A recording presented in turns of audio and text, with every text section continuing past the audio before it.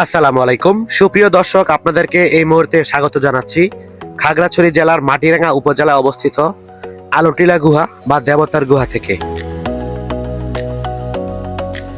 আলোটিলা গুহা বা দেবতার গুহা এটি একটি অত্যন্ত রহস্যময় ও জনপ্রিয় প্রাকৃতিক গুহা, যা প্রায় 100 থেকে 150 মিটার দীর্ঘ। সমুদ্রপৃষ্ঠ থেকে প্রায় 1000 মিটার উঁচুতে আলোটিলা পাহাড়ে অবস্থিত এই গুহায় কোনো প্রাকৃতিক আলো পৌঁছায় না, তাই টর্চ বা মশাল ব্যবহার করে 10 থেকে 15 মিনিটের গুহা পার হতে হয়, যেখানে শীতল পানির ধারা বইছে, আরও বইছে ছোট ঝিরি। খাগড়াছড়ি শহর থেকে প্রায় 7 থেকে 8 কিলোমিটার পশ্চিমে আলোটিলা পর্যটন কেন্দ্রে এটি অবস্থিত। স্থানীয় ত্রিপুরা উপজাতির একে মাতাই হাকর বা দেবতার গুহা বলে। গুহার ভেতরটা সম্পূর্ণ অন্ধকার এবং সরু, যা অ্যাডভেঞ্চার প্রেমীদের জন্য রোমাঞ্চকর। গুহার ভেতরে প্রতিটি ছোট ছোট ঝর্ণা বা পানির দ্বারা প্রবাহিত হয়।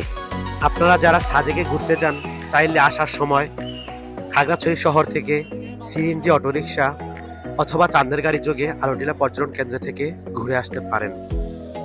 এটি সকাল থেকে শুরু করে রাত্র 8টা পর্যন্ত খোলা থাকে।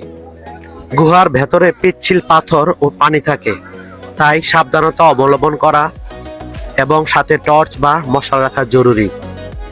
মনে সাহস থাকলে ছোট বাচ্চারা দেখেন ঘুরে আসতে পারে, তাই আপনিও চাইলে ঘুরে আসতে পারেন সুন্দর এই প্রাকৃতিক দৃশ্যটি থেকে।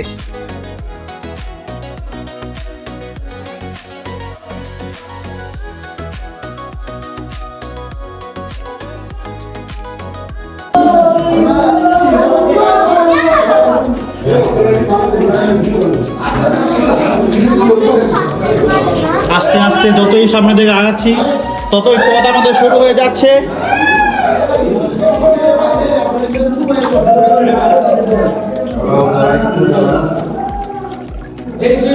আলোটিলা পর্যটন কেন্দ্রের উপর থেকে পাহাড়ি দৃশ্য এবং খাগড়াছড়ি শহরের মনোরম দৃশ্য দেখা যায়।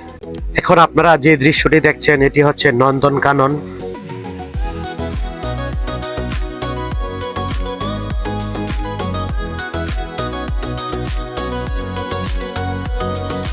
দুই পাহাড়কে যুক্ত করতে তৈরি করা হয়েছে 184 ফুট দীর্ঘ লোহার এই সেতুটি বা কেবল ব্রিজ।